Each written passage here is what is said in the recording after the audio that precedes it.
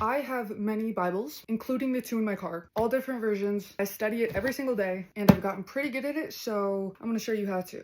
Obviously, we know the Bible can be very hard to understand. A lot of you guys have seen my notes and asked me how I did it, so I guess I'm just gonna show you how, because it was not easy at first and I had to learn to do it myself, so hopefully this helps you.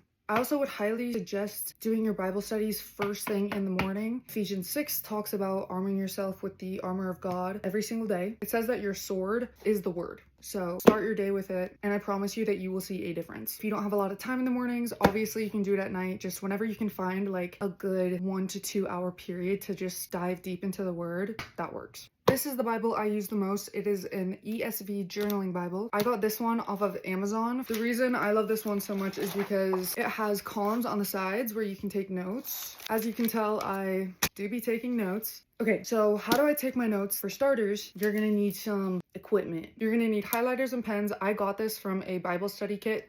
It's in my showcase. Something I also do before my Bible studies is I say a prayer before for 2 things. 1, understanding, and 2, discernment, because you want to make sure that the pastor you're listening to is speaking from the Spirit and not from man's own heart. Then all of the notes that I take are actually from David Guzik on YouTube. David Guzik is a pastor, but he also has a YouTube channel where he does chapter by chapter, verse by verse studies of all of the books and chapters in the Bible. The reason I would highly suggest listening to him is because he actually goes over all of the historical context, what was going on during that time. He just walks you through it so perfectly. I'll write how to spell David Guzik's name in the caption, or you can search up Enduring Word on YouTube. That'll work too. As far as my highlighting goes, usually I highlight using different colors to like contrast verses. Like for example, in Proverbs, so many contrasting verses to like compare a wise man to a fool, stuff like that. Also, last case scenario, if I'm really not understanding a verse and what it's saying, this is where my other Bibles come in handy. I pull out the KJV and the NLT